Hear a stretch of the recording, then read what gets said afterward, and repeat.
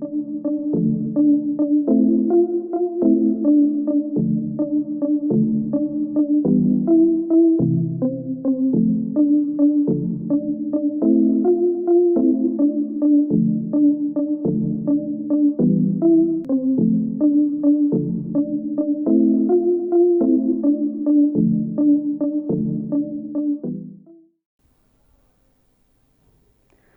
everyone, welcome to lecture 3 of week 6.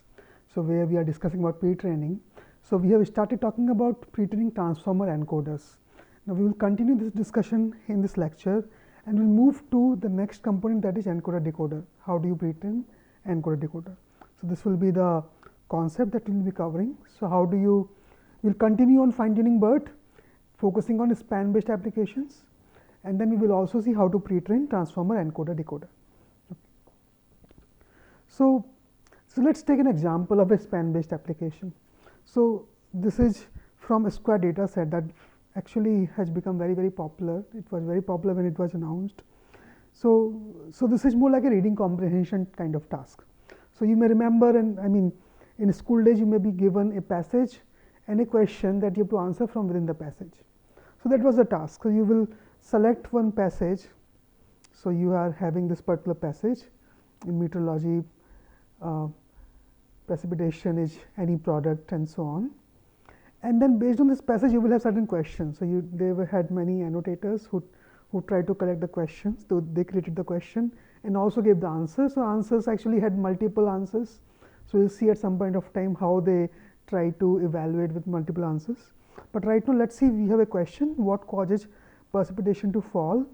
And the answer is gravity, right? So it is so the interesting thing is a span in the original passage, right? So similarly, where do water droplets collide with ice crystals to form precipitation? And the answer is a span starting from within, ending in cloud, right? So you need to, so you will be given, what is the input? You will be given the passage and the question, and your task is to find out the span within the passage that answers the question, right? That's why it's a span based task. You're not generating anything, because with BERT you typically don't generate things. So you are doing tasks like classification, NER, sequence labeling, right, where you're not generating, right? So you're not doing generating paradigm. We will go to encoder-decoder and decoders for doing generation paradigm. So you're just selecting a span, right? So how is this done using BERT fine-tuned model? So pre-trained model, and how do you fine-tune that? So what you will do, so first of all you have to feed the question and the passage, right? So how do you feed question and passage? Same standard idea. I'll use a CLS token. I'll put the question and the separator and then the paragraph, right? And putting them one after another, token by token. Now, I mean, they are passed to BERT, so then BERT will take its own, do its own thing. So which is obtaining the contextual embedding for all the everything that I have passed, right? So the contextual embedding for everything. Now at the output I have to select what is the span in the paragraph, right? So I know my answer will be between T1 prime to Tm prime. So I have to select a span that answers. So in typically how it is done, you find what is the start span and what is the end span, and end span is greater than or equal to the start span, right? Because you may have one word answer, so they may both be same, but end span will always be greater than or equal to the start span, right? So that's what I am doing. So question is, how do I fine tune for this? Like what kind of loss, what kind of interface do I create, like I did for classification and NER?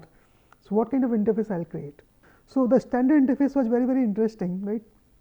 So what they did, so they say, okay, I am anyway putting the question and the passage in the single packed sequence, and I'll get the embeddings at the end, right? Now they created only two vectors, right? There are no matrices, two vectors, and they are both a DH dimension. DH in case is 768. So that means they only have 1536 trainable parameters. A start vector and end vector both are of the same dimension as your CLS token and I mean any other embedding token. Now once you are creating this, like now you have to fine tune. So you have to find out what are the best vectors for start and end, right. So, you are still trying to learn these. So what you will do, so first of all during training I have to have some loss. So, how do they compute the loss? So, at the training time I know which word is my start span, which word is my end span, right, I know that. So, what they are doing, they are computing the probability for any token I, right. So, you may have T1 to Tn n tokens in the paragraphs. So, any token Ti, what is the probability that this is the start token, right. So how do you find that out? So, they created one nice way. They say, okay, I will do s dot start vector dot T1. The T1 is the contextual embedding vector. So, this will give me a score on how likely is T1 to be the start vector. Similarly, s dot Ti will give me a score how likely is Ti to be a start vector. And once I have everything s dot Tn, I will do softmax over that, right. So, I will do softmax. So, I will have e to the power these divided by normalization, and this gives me the probability. So, softmax over that gives me the probability. So, this is my probability that the ith word is the start token. Similarly, I will find out what is the probability of ith word being the end token or the jth word being the end token, right. Same, I will use the end vector. I will do end vector times T1, end vectors times Ti, end vectors times Tn, take a softmax. So, that means, what does that mean? So, suppose my span was Ti to Tj, Ti is the start, Tj is the end. So, I will compute the probability that I is the start token, right. So, this Pi start, let me write start, and Tj of end, right. So, I can compute both of these using this formula. And now, once I have this probability, I can just do cross entropy, cross entropy loss. So, minus log probability for this and minus log probability for this. And this will give me the training signal from which I can train my parameters, specifically these start and end vectors, and I can further fine tune my BERT parameters, right. So that is how you train. So, once you are trained, you have trained, you have your start and end vectors fixed, right. Then the next question you have to ask is, what will I do at the inference time? Inference time, your S and E are anyway fixed, right. So, I will go back to the formula. I will say, okay, if I have n spans, so I will compute S dot Ti, E dot Tj for any span. So, a span can be 1 word long, 2 words long, 3 words long. You may stop somewhere, but you say, okay, all possible spans, I will start at Ti and at Tj, and j is greater than equal to I, right. So, for all of these possible spans, what I will do, I will find out this score s dot Ti plus E dot Tj, and that is I is the start and j is the end. So, I compute this score, and whichever span gives me the highest score is my answer. That is how I do inference, right. So, formally what will happen, suppose you have an input sequence x that has t tokens x1 to xt. A span can be any contiguous sequence of tokens between this, right. So, any ij that follows this. So, if you try this out, you will get t times t plus 1 by 2 spans, right, because what you do, you can do choose any 2 out of t. So, that will give you t times t minus 1 by 2, but that does not include the 1 token span. So, how many are those? Plus t. So, this gives you t times t plus 1 by 2. So, that many spans are there for of length 1 to whatever, right, up to t length spans. Sometimes for practical application, because this may be quite large, you may say I will only limit to answers within which are less than a certain limit. I will not go beyond this limit, right, that you may do. And this is what you will call as the legal spans. So, I will only consider legal spans, I will not go beyond that, right. So, then once you have decided all your spans, you can do the inference, right. So, we have discussed how do you do train, how do you do inference for this particular task. Now, this span is very important for other kind of applications also. So, let us say you are doing NER, named entity recognition. So, we discussed a sequence labeling based approach where you can give all the words, and at the final layer you create an interface that will take the contextual embedding and will predict beginning of person or intermediate of location or outside, right. So, I will create an interface from the last contextual representation to my set of tags, right. So, this is one way I can deal with this. Another way can be that, okay, I find out which spans are actually valid named entities, right? So there what you will do, so again you have this sentence, so Jane Villanueva of United Airlines Holding discussed, where this 2-word span is person and 3-word span is organization. So what I can do, see, I will not know of which span is actually a named entity, right, to start with. So I have to try all possible spans, right. So I will try these 2 spans, but I'll also try something like of United, Holding discussed. I'll try all possible spans. Now for each span, what I will do, I'll try to create a span representation, right. So I have to have some span representation, which will anyway depend on maybe individual words and something else, right. So we'll discuss. So you have to have a span representation for all possible spans that you are considering, and once you have a span representation, it has to have a fixed length, right. So across every possible span, even if the span is 1 word, 5 words, you will have a fixed length representation for the span. So you now create an interface from there, is some linear layer that will predict what is the named entity class. And it can be outside. I mean, if it is not one of these person, organization, location, it can be outside tag, right. That means this is not a named entity. And that will be true for most of the spans. Very few spans will actually be named entities. Everything else will be outside. So this is another way of doing this task, that you try all possible spans, you create a span representation, and once you have the span representation, you try to do classification of that which of the NER tags it actually is, right. Now the question is, how do I do span representation, right? So what is the span based approach? So this is a classification problem where each span in the input is assigned a class label, right. So you took all possible spans and each of them you are assigning a class label. So given an input sequence X, we want to assign a label Y from the set of valid NER labels to each of the span, right. And that means it may be outside, it may be assigned an outside label also. Now, yeah, so like null label. So because most of the spans will not be named entities, so they will be assigned a null label, right. So we add this null label to the type of labels. So you have person, location, organization, and a null, right.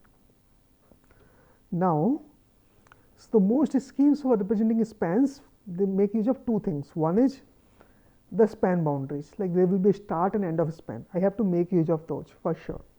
And then what is the content of the span? How do I create some representation for that? And then together I have to fix it put it in a fixed dimension representation so that I can create interface. And this dimension should not change on my span length, right.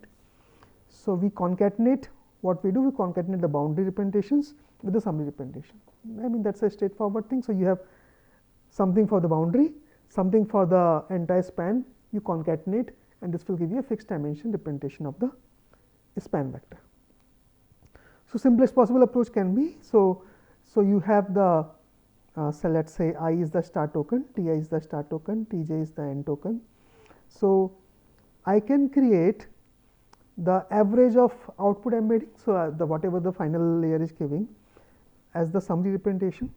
So I have the h I to h j, right, all possible if h I to h j are their contextual representation, I take an average of these g I j, it becomes my summary, and I concatenate h I, the actual contextual embedding for I, contextual embedding for j, and the summary representation for the span, right. And this becomes my span representation, and I use that to further classify, right. That can be one simple approach. Of course, people have tried various other variations here, but this can be one way in which you can start using this for any span based application. Okay. Now, so we talked about many ways in which you can do fine tuning with BERT. Now, how did they evaluate? Like, this is one thing that changed with these pre-trained models. I also discussed about this during Elmo, right. So what they did, they said, okay, once you pre-train, now you can use it for many different tasks, right. So I don't have to worry about only doing one task, but I can do multiple tasks. So like here, they used one very important benchmark, GLUE benchmark, right. So general language understanding evaluation benchmark. So where you can see there are different kind of tasks, like you have single sentence tasks like linguistic acceptability, sentiment score, right. and each one would have different metrics. So here you will do some correlation, here you will do some accuracy. Then there are some two sentence tasks like similarity detection, paraphrase detection. So if this sentence is a paraphrase of another sentence, so you'll compute accuracy or F1 there. How similar two sentences are, so you have some human judgment of the similarity, you compute something from your model, compute some Pearson correlation. Same with paraphrase, and you see, and they have covered various different type of domains. Then you have inference tasks like natural language inference and so on across multiple domains. And you see this is the training data set and this is the test data set across all. So what they will do, they will try to apply some SOTA model, state-of-the-art model with the same training and this test, and see how good are the pre-trained BERT models, right, when you give them this additional training compared to the state-of-the-art models. So here, so this is QQP is the Quora question pairs and so on. And what they are comparing, so these are their models, the base model and the large model. And of course, large model is better than base model. So this they found that if you have more parameters, it typically helps, right. So this has 3 times more parameters, 340 million compared to 110 million, right. And this actually worked better than base model across all the tasks. But now let's focus on the base model compared to the previous state of the art. So they are even comparing with GPT, right. So we will discuss GPT in this week itself. So GPT came before BERT, and this was able to outperform GPT because this was not a generative task as such. All of these were tasks of like classification and things like that. So it was able to outperform GPT, but the previous models were like you have Elmo model, and each of these tasks would have one state of the art, right, that may be using a lot of machinery, domain knowledge. So there was this pre-OpenAI state of the art, and they found that BERT was able to outperform all of these, right. So Elmo model, GPT model, pre-OpenAI SOTA, just by using a pre-trained model plus fine-tuning on the pre-trained model, right. So you are learning some general knowledge about the language, about the tasks that you can easily transfer across tasks, right. So this was a very clear message that came out from this paper. Now, in the literature, various extensions have been proposed. So these are general extensions. So we'll talk about some domain specific, language specific extensions and also in this week, but these are like general extension. So one variation that became very popular, even more popular than BERT, like does better than BERT, is Roberta, right. So what they did, they will just simply train BERT for longer, and they didn't use next sentence prediction, right. So somehow that didn't help them. So they trained BERT for longer and it worked for them. So that was the Roberta model. And then there was a span BERT model where they argued that okay, what is happening in BERT, you are simply creating mask for one token and predicting it. But because we are using subwords, so it may be easily predictable sometimes by the previous subwords, like irresistibly, right. So you are already giving and you are predicting, right. So just a suffix of that token, it may be very easy task, like many times. So you want to give it much harder task. So you're saying, okay, I'll mask this entire span, this entire word, and I'll predict that. So this was the span BERT extension, right. So this was a more useful pre-training task, and this will also give you an idea on how other models like Encoder-Decoder had created their pre-training objectives. Right. So my main takeaway from the Roberta paper was that if you have more compute and more data, so you can even improve pre-training even when you are not changing the underlying architecture, even the loss function, right. So loss function, you even reduce one loss function. Architecture is same, but you are just adding more data and more compute and all, right. So like here, so this was the original data 16 GB, you get some performance, you add more data, you immediately get a boost across all the tasks, right. And you pre-train longer, so you get further boost, pre-train even longer, you get further boost, right. So that was interesting, and that did better than even BERT large, right. So this was a clear message that you, so of course BERT large told that a larger model is better, and Roberta then told that you use more data, pretrain longer, use more compute, and this is what will help. Right? So Roberta and BERT are two popular models that are typically like go-to models if you're using certain tasks where you only need the encoder, right? You're not generating, but you're doing classification and things like that, where you can simply use the encoder. So these are the default models. Now, what if you will use application where you will generate something, right? So that's where we have the other two architectures. So you have the encoder-decoder, so where you can give an input, like you're doing translation, you give the source sentence input in encoder, and you generate in decoder the target translation. Right? And you may have decoder model, so where you are simply trying to generate the next word, right? So this is like a language model, but how do you use that for task? We will see in this week itself. Right? So let's talk about encoder-decoder. How do we pretrain them? So this is what I am doing. So you will feed some T tokens at the encoder. You get the contextual representation and then use that to decode, right? So this is what we started with in transformer. We talked about encoder-decoder. So it's just an encoder-decoder transformer, right? But I want to pre-train it. That means I want to learn the weights for both encoder and decoder. I want to pre-train them, right? And my data would be the same. I would have the same kind of data, everything on the web, right? So how do I use that web data?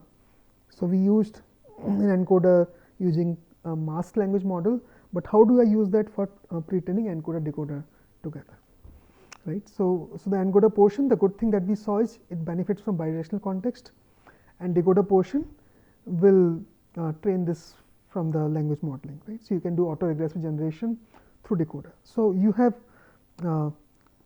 the benefit for both the parts in the encoder-decoder architecture.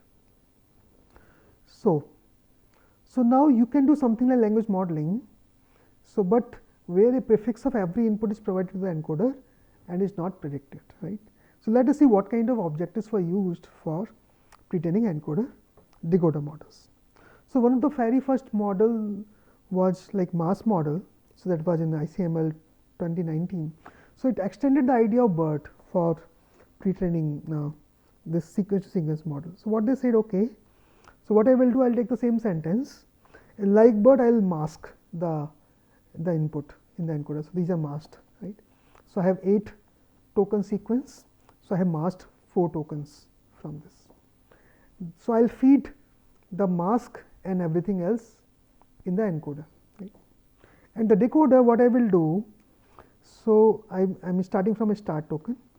So 1, 2, 3, 4, 5, 6, 7, 8, and I'm predicting. So you're predicting, so your start will predict x1 and x7 will predict x8. So you have still 8 tokens, right? So start up to x7, and you want to predict x1 to x8. But because you already know x1, x2, you don't need to predict x1, x2. So you start predicting from x2. So start x1, x2. So that's where you start predicting, right? So you will simply replace them by mask, and this mask you start predicting, right? x3 by taking all the cross attention, right? So you predict x3, then you feed x3 again, teacher forcing x4, x5, x6, and that's all. You have to predict these 4 things, and you are predicting these 4 things. So like in BERT, you only predicted the mask tokens. So here you are predicting mask tokens in the decoder, right? That's the change. So you are putting this mask in the encoder, and you are making some nice tweaks in the decoder so that you predict only these 4 tokens in the decoder, right? So that was the paper. So they compared what happens in BERT. In BERT, say you will only mask 1 token. It's like you are predicting that 1 token in the decoder. Or what happens in general language modeling, like you don't give anything in encoder. So you start from a start token, predict next token, give this next token. So you do everything in the decoder in a standard language modeling task, where this k is the entire sequence length. So this was one of the first papers, right? But what became popular in this sequence-to-sequence model was a T5 model.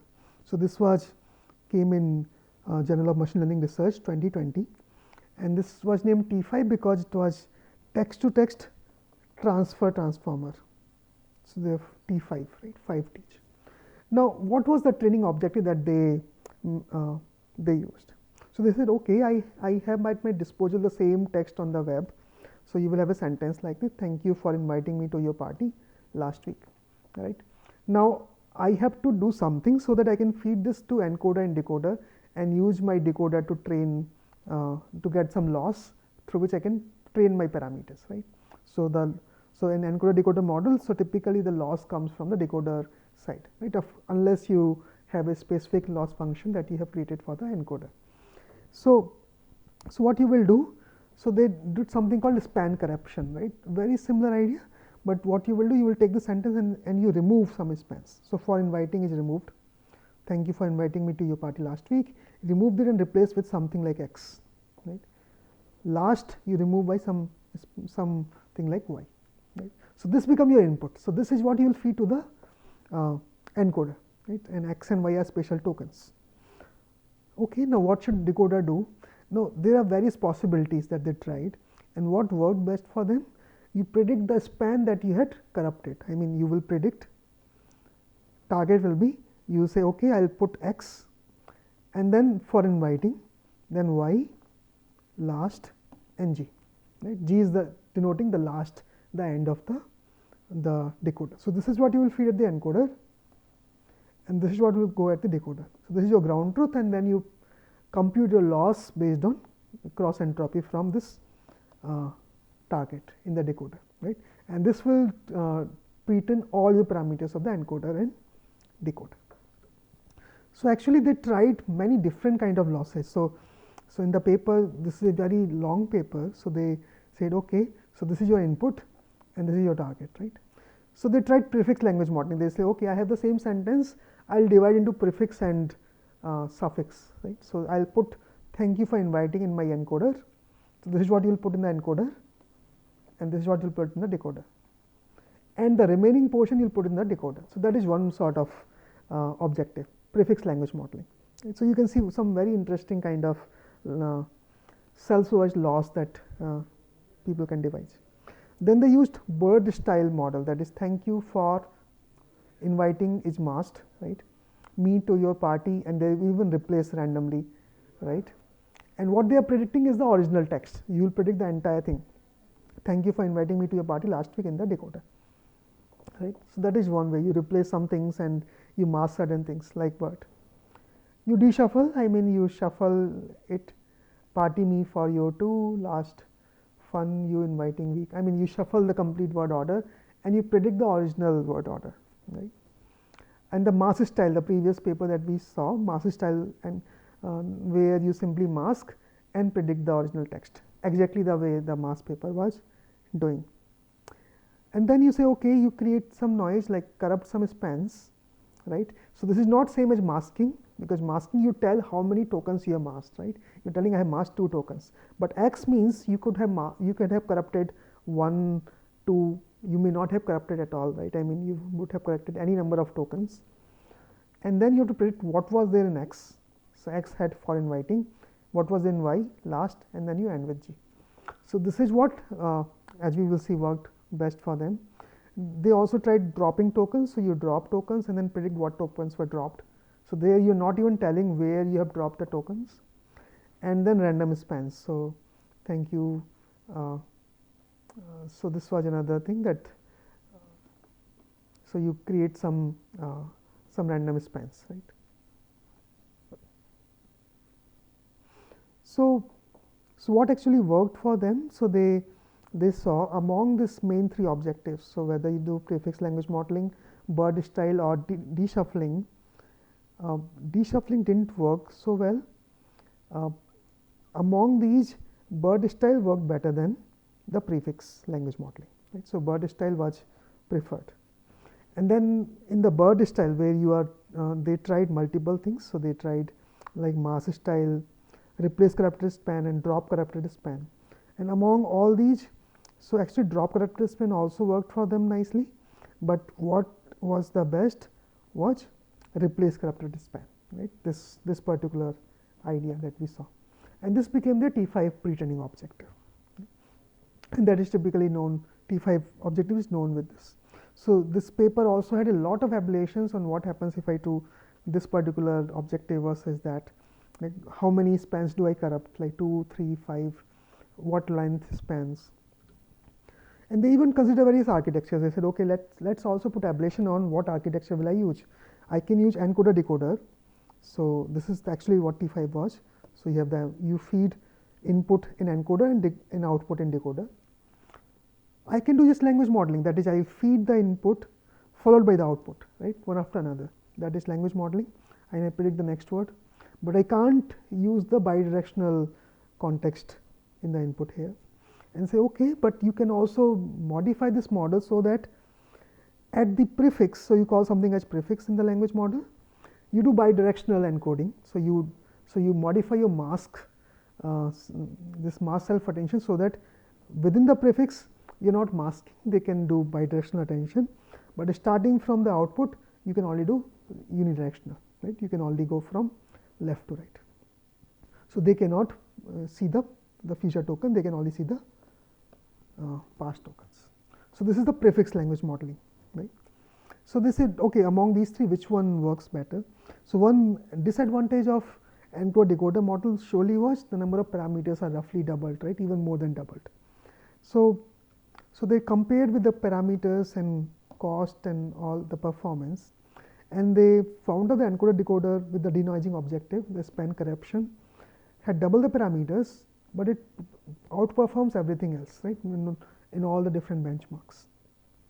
They also tried, okay, what if I use the same encoder-decoder with half the layers so that I can have the same parameters, but it doesn't work as well as, this was better, that you use encoder-decoder but share their parameters, because that way your parameters are reduced by halves, you are using the same parameters. So that was better than using half number of layers and different parameters, right. So this was their understanding. And language modeling, prefix language model. So prefix language model was better. So bidirectional context and input typically was what was helping, but language modeling on that didn't show much improvement, right. So they tried with denoising objective, they tried with language model objective, and denoising typically worked best. So they selected this architecture where you have encoder-decoder, no parameter sharing, so double the parameters, but you get a lot of benefit and you get very good performance. So that's a T5 default model. So you have encoder-decoder, no parameter sharing by default, you have more parameters, but you have a lot of strength also in the model. Now there was another variation that came in and has become popular with T5, that is BART model. So that's how, so what is their objective? So they compare like BERT, what you do, you just mask some tokens and predict them. In GPT, you just predict the next token. In BART, what you do, you can do something with the tokens like corrupt them and so on, but you predict what is the original input using the autoregressive decoder. So you predict the entire original text, right. So that's what they did. Now what kind of corruptions that they allowed? So they said, okay, let's say we have the sentence. So two sentences, A, B, C are the tokens in first sentence and D, E are the tokens in the second sentence. So you can do things like token masking. So I have masked B and D, and you predict the original sentence. Or I can do sentence permutation. So I permute the sentence and then come back to the original sentence. I can rotate this. So this is a rotation, C, D, E, A, B, and predict it.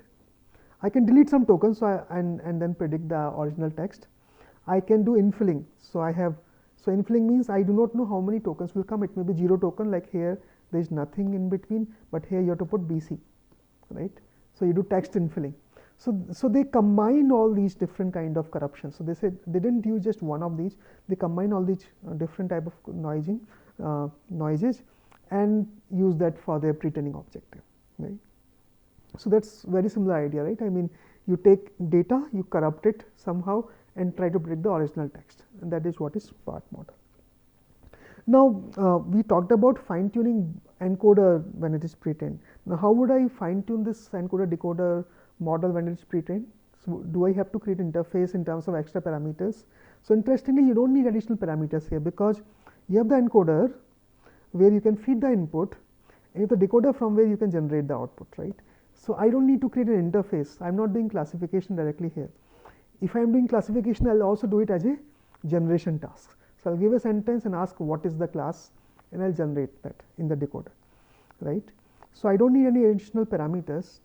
So, just fine tune this model through additional task specific data. So, if I am doing translation for some pair of language, fine, you feed the source language in encoder, target in decoder, fine tune the decoder, I mean fine tune the model by computing loss at the decoder, and update all the encoder and decoder parameters. So, your pre-trained model encoder decoder, you just fine tune it, right. So, no additional parameters are required. And so what you will do, so you have the encoder. So, suppose you have a W1 to WM source sentence, and let us say you are doing summarization, some S1 to SK, right, and K is much smaller than M. So, what you will do, so you will have lot of data of this type, so source document and its summary. You will feed this in the encoder. So, you will feed the W1 to WM, get contextual representations. Now, at the decoder I will say okay, I will start and I will generate something, and whatever I am generating I will find out what is the loss for S1. So, minus log probability for S1, right.